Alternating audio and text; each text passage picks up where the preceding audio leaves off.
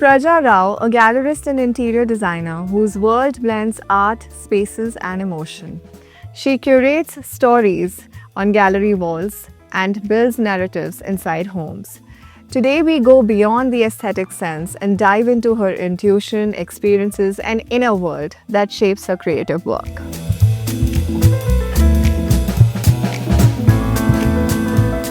I personally love her style. In fact, she had me at hello just when we met. And here we have Supraja with us. Thank you so much for joining us on the flip side. Thank Gulnar. So, because I love your style, I'm shamelessly going to begin with that. And of course, we have given your introduction, and the curations will continue. But how do you curate you? I love aesthetics in general, and I think just putting together anything beautiful is important, whether it's a space, a corner, or a table setting, including how one dresses up. So that's the driving force that I think aesthetics of anything. So, of course, when you're talking about curating oneself as well, so this was back in the day when I did have my corporate journey. And just to save on time, since I am a management student, every Sunday I used to lay out my clothes Monday to Saturday, what I'm going to wear with accessories, shoes, bags. And that for me was obviously my physical Excel sheet because I love them. I swear by them. But it saved so much time in me every morning waking up thinking, okay, what is it that I'm going to wear now? How am I going to dress up for this event? Because in my line of work, of course, there are a lot of public collaborations that we do. There are a lot of promotions and branding. And, with brands come people. With people come events, workshops, activities. So in fact, in the car as well, to and fro work, I have a different set of shoes. I have my jackets or my scarves. So I would always play around with that. But I realized this one exercise of spending that 1 hour every Sunday gave me a lot of decision making time that was saved. And I would save through the week. So how do you do what you do with your curation for yourself as well on a daily basis? Because every time I've met you, I'm in awe. Yeah. Thank you. Yes, I'm told all the time that I'm well put together, and that's something I enjoy. So one is of course how I buy my things, right? Whether it's my clothes, my shoes, my accessories, how I don't buy them randomly. Like you're seeing me in all blue today. So be aware when I got my blue glasses that I wanted to buy lots of blue accessories. Then it's very easy to style myself because I have options of different kinds, right? So today I'm wearing all blue, but just because my blue glasses, I have, including my nail paint, my shoes, I have like multiple options of blue shoes. But yeah, what I do on a daily basis, it's again taken me years of practice to be there. And what I do now for more than 10, 15 years is I practice creativity, abundance, and hope when I get ready. Creativity, because when I put something together, like what I put together today, there's definitely one element which I haven't used before in this look. So that's creativity of trying to put something together with my existing wardrobe. Abundance, because I remember in my 30s going through like typical girls, nahi kapde nahi hai. You open the cupboard and like, arre kuch kapde. That is every woman's problem. And then having said that for so many years, I'm like, no, I'm going to live in abundance. So now I open my closets and I'm like, oh, Supraja, you have more than enough. Because with that attitude, I practice this and apply this on all the things I do all day, right? So I live in abundance. Hope, because when I'm putting something together, my look, I need, let's say, a purple floral printed scarf, I think, to add the pattern, or I need a turquoise blue 3/4 this length beads because I think that shirt takes. And I know I don't have it. I will still open the drawer of the scarves or the drawer of the jewelry and look for something with hope. In the process, find something and complete the look. I don't give up. So that is something I do in a daily life, whether I'm shopping something, I'm looking for solutions. When I say shopping, I mean like even my interiors, right? I'm looking for a particular rug of a certain size, certain scheme. When I give a brief, sometimes they'll say, "Hamare paas nahi hai." They'll नहीं नहीं देखते हैं कुछ मिलेगा. So I don't give up because I practice this every single morning. True. Yeah. So again, intuition.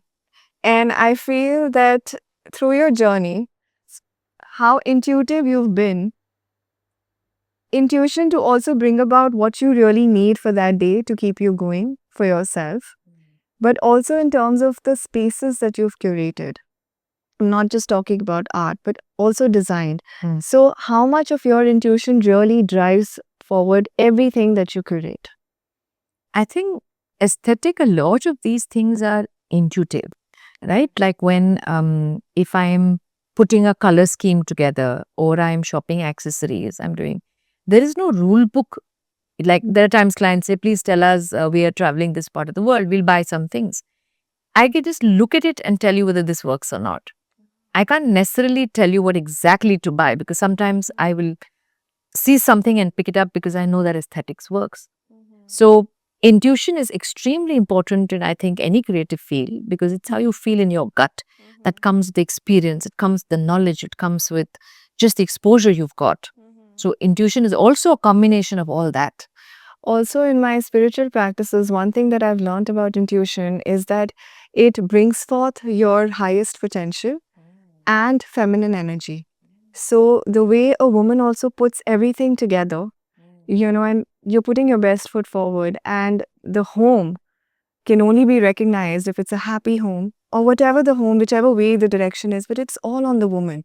So, if she's well put together, you know for a fact that her family is well put together because she is that silent glue, that force behind it. So, when you speak of your intuition and how it comes naturally to you, I see a very powerful feminine energy too.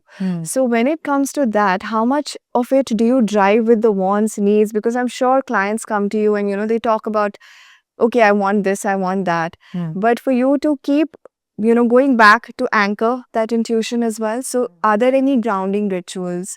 Is there something that kind of, as a ritual practice, something that you do that you know that no, what I'm saying is going to work and, please follow that? So when you say grounding ritual, do you mean what do I do in the morning to start my day? Whatever you do, whenever, to stay anchored with that energy of yours and that strong intuition.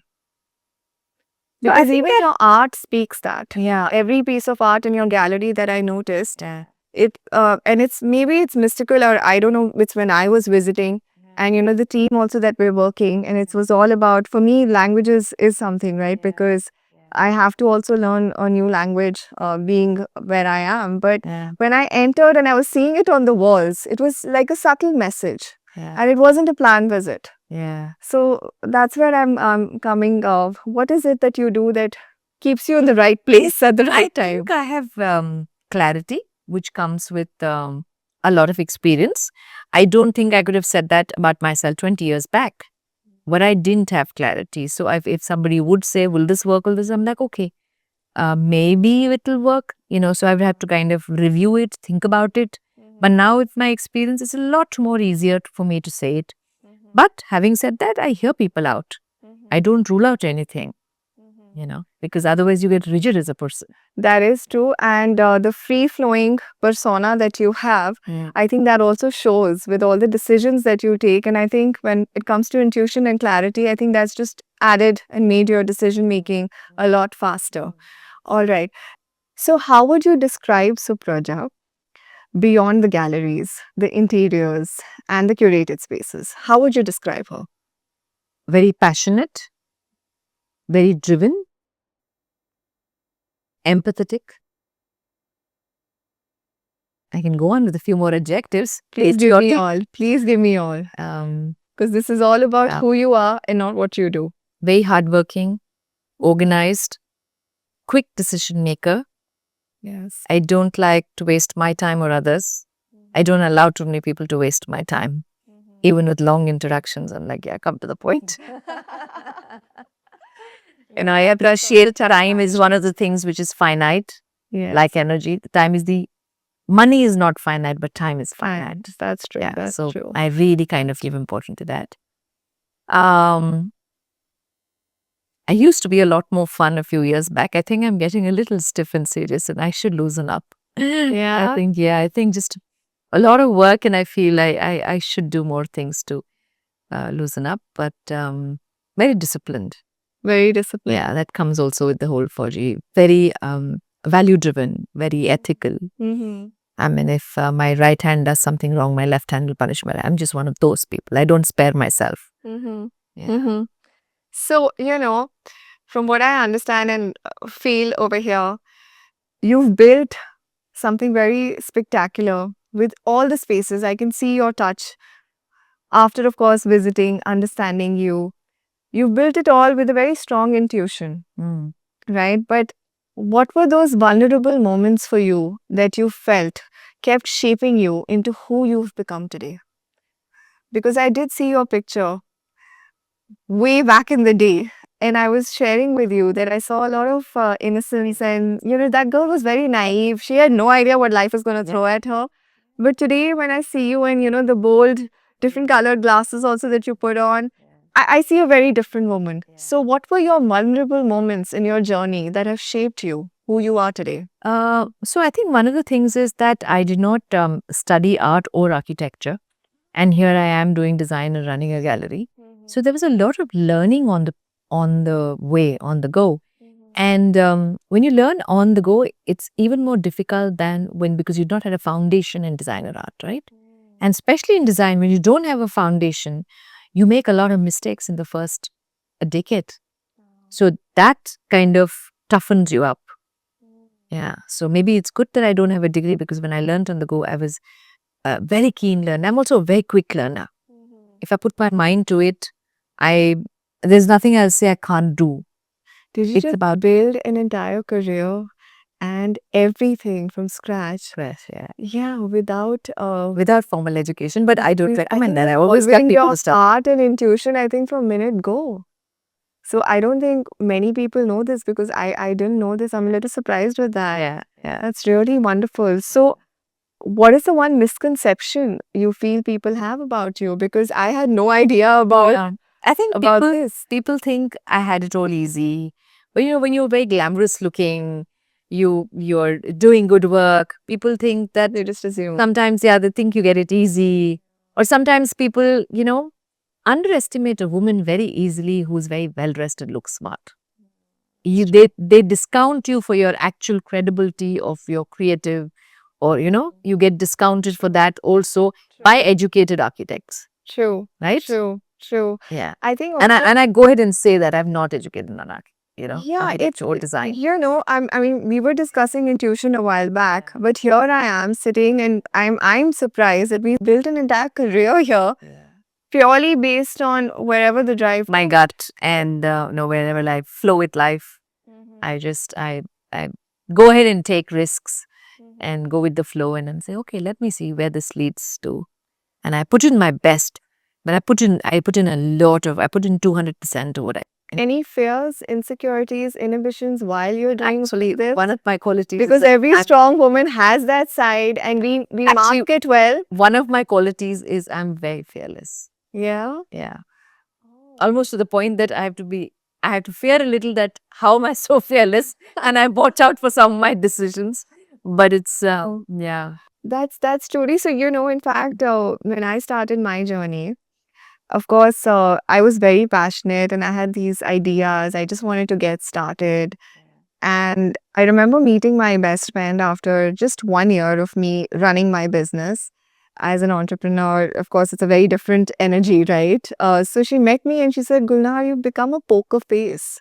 I don't see that expressions, the laughter, the whatever little emotions that used to come out. And I said, no, sometimes I have to keep a straight face and get down to business, because they're not going to take me seriously.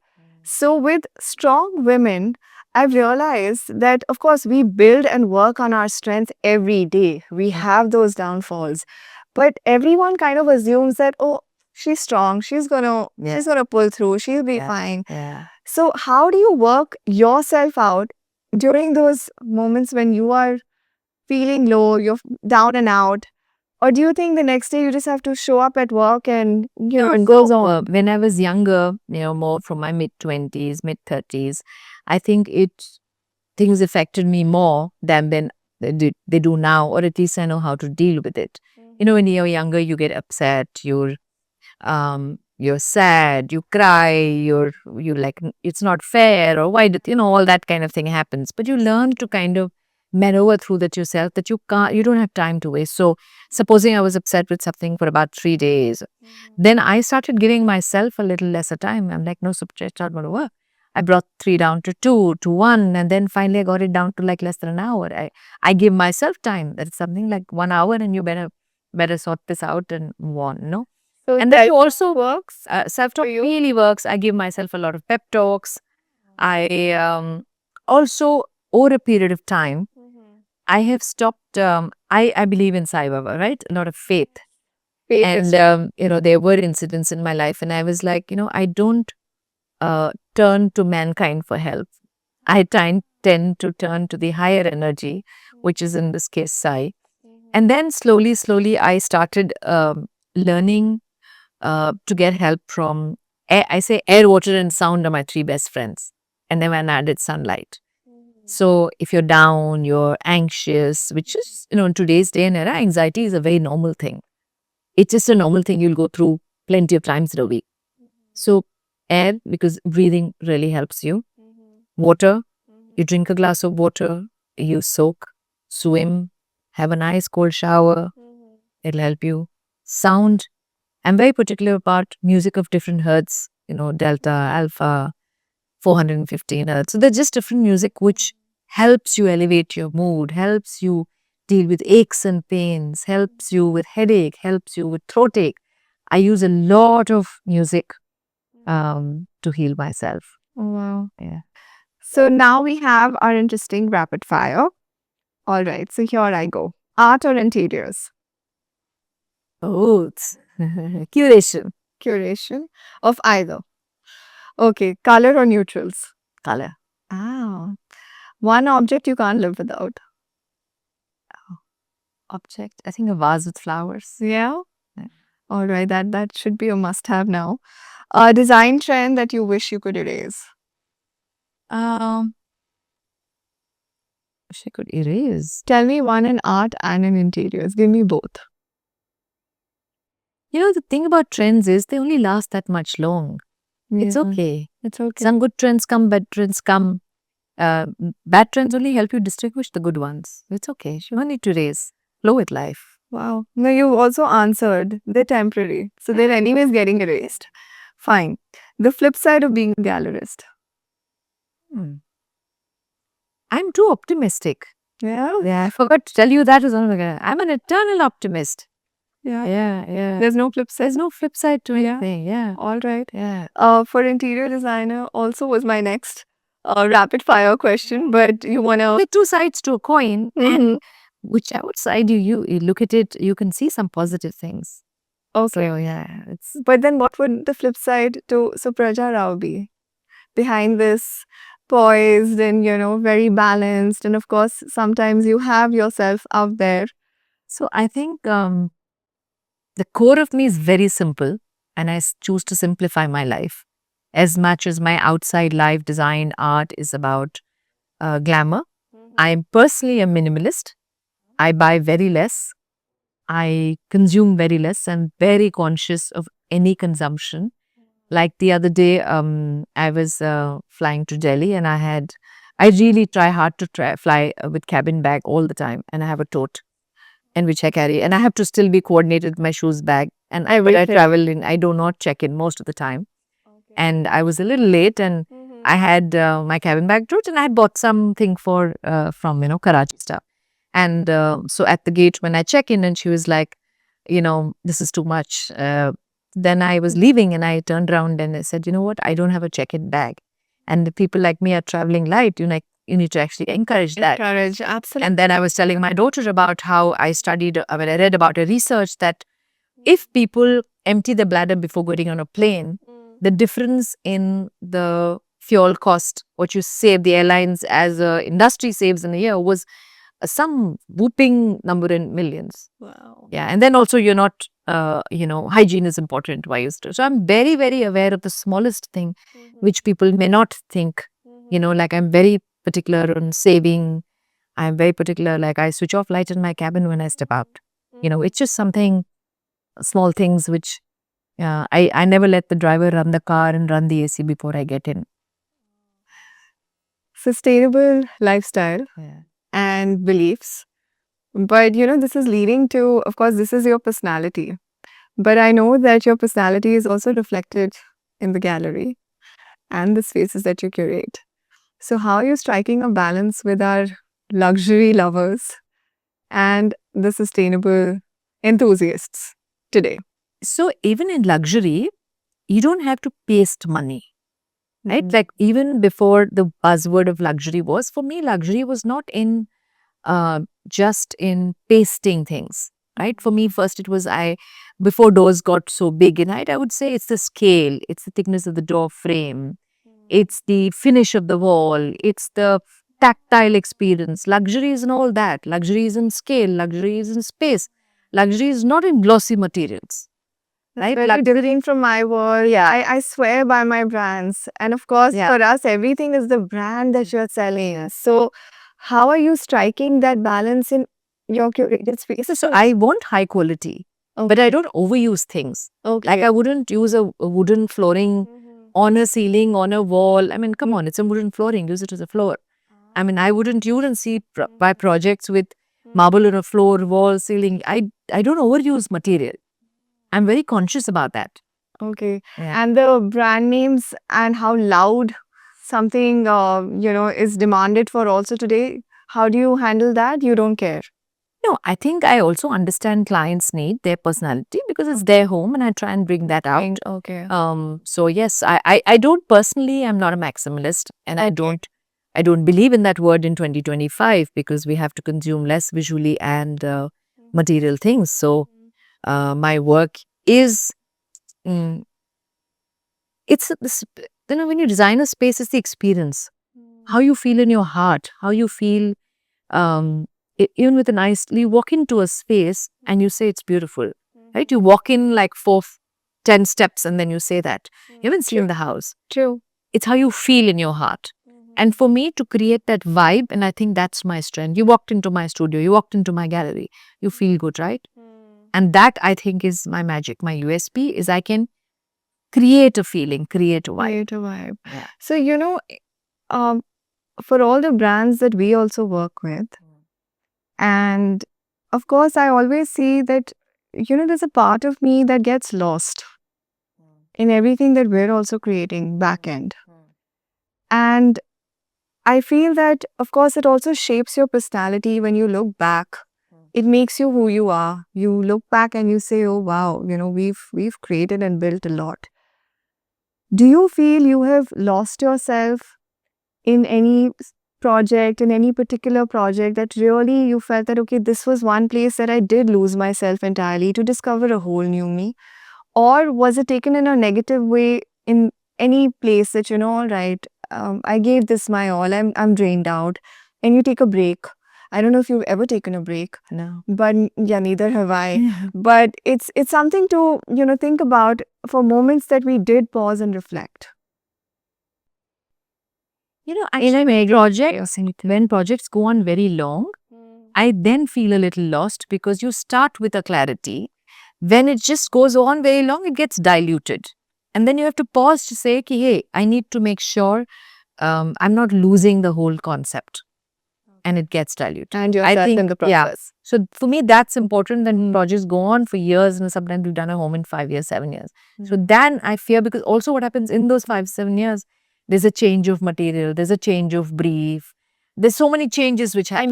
Sometimes you evolve, clients' needs change. So that's when sometimes I feel that, yeah, you start somewhere and you end somewhere. Sometimes it's for the good, but still, it's not fair. For someone who has clarity, I feel a little lost. So, Gulnar, what I think what we're losing as a society is, while we are looking so much outward, and I think whether it's material possessions, whether it's success, whether it's name, fame, or whether it's how you look, what you're carrying, what you're wearing, there's so much importance given to that. And of course, the entire digital world and what you consume. Somehow people are forgetting what is the actual purpose of life. What is we somehow lost thinking our purpose of life is success. But that's something I want to reiterate is that, and my daughter says that, Mama, you've done there, been there. And say, yeah, maybe I've done there, been there, but at least I'm saying it now. That I think success, material possessions are not the most important things in life. Yes, you need a certain amount of it, but don't chase that. Don't lose your life as far as your well-being is concerned. Are you saying that Your because family. you've achieved it all? That's In what that my daughter list says of you've said. yours? So maybe, Yeah. but point is, even after you achieve, you can encourage people to go ahead and be in the race and achieve. I'm saying after doing all that, that's not important. And I think growing up in the, 80s, it looked important, success and all. But now and I also see a lot of younger generation, they're not into material things, a lot of experiential. But I still think as a world, we are overworking. I always say, if it's a choice we made as humankind that Sunday is one day off, or some of the Western world said Saturday and Sunday is a weekend, but we can choose to work 4 days a week. Na? Who made the rules? We made the rules. So I think my legacy is also going to be is make people question who they are, what they are. And as a woman who's worked, raised a child throughout my career and worked throughout and, balanced things, I think motherhood is so beautiful. It's a gift. It's an experience. And so my suggestion is that if you have a choice to spend a lot of time with your child, go ahead. I burnt myself backwards to do everything. I was being the super mom. So, the kind of birthday parties I did for my daughter, making sure her activities and lots of things like, when she was young, like, 5, 6, and she was going to school, even at 10. The rule was that she comes from school, throws a bag, like, typically the kid would come and say, Mama, and blurt out what happened. Sometimes, like, this boy beat me, or I beat, or teacher didn't say, or I fell, and here's my scar, blah, whatever. I wanted to be there for my daughter. So the rule was she would like she would throw her bag, go pick up the phone and call me landline this. And so my secretary she would ask for me. And I also taught her that if she says I'm in a meeting, you threaten her that you'll complain about her. So my secretary had to always transfer the call. And all my current clients knew that if it's my daughter's call, I will take, because, child wants to say these things for a 1 minute, 2 minute. It's not a long conversation. That can't wait till the end of the day. So I made sure she had, so I kind of built a whole ecosystem where I allowed her to, I didn't, but as she started growing older, she'd call me and I'll jot and I'll say, is this something which can wait? Can we talk in the evening? When she started growing and started realizing. And so, yeah, there's a lot of planning which it takes a mom to do. But I always say, if you're driven, you're hungry, or you have a financial need, then you take up a career. But if it's not you, don't do it because the rest of the friends or family is doing it. It's absolutely okay to raise your child, put your family first, hold the family together, the extended family. That's a very, very important thing in life. True. Yeah. In fact, so for my son especially, he hates going to school. We are living our life weekend to weekend with the hope that, okay, can the weekend come sooner? And there's always a debate in the house with my husband where, both of us wonder, okay, whoever created this concept of weekends? Yeah. Because he's in a profession where he loves doing what he's doing. I'm in a profession where I love doing what I'm doing. And that saying also, if you love doing what you're doing, there's no working day as such. You're just having fun with it. So here, even the concept of weekends, the younger generation, their mental, emotional health, which also, of course, the presence of mind for us mothers, when they come back home from school, we have to be there. So for me, I also want you to tell me, legacy, yes, we have built and you have laid out that roadmap. But what is that one message that you want to give out to the youngsters out there who are dreaming of curation? Because curation could be in any space. It could also be in my industry for events or workshops, even with brands. In your industry, yes, for art, interiors. But what is that one message you want to give to the youngsters who are trying to maneuver their dreams and balance life out? So one advice I always gave, that when you have to build a good foundation, now we're sitting in a building which is going to be, 50 floors. So a building of 50 floors needs a foundation, X number of feet below ground. So when that foundation work is going on, you don't see that. So you have to invest in a foundation. If you want to fly higher, you want to build more, you have to first invest in a good foundation. Don't be in a hurry to earn. Focus on learning. So learning and earning are attached. So I always say focus on learning, not on earning. I think I'm going to have that line with my family today, Yeah, it is especially my son. it's very important. Yeah.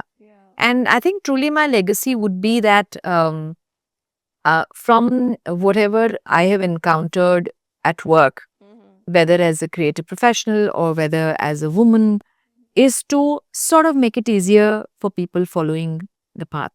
And I think it is the job of everyone ahead of is you make things easier for people who are going to follow you.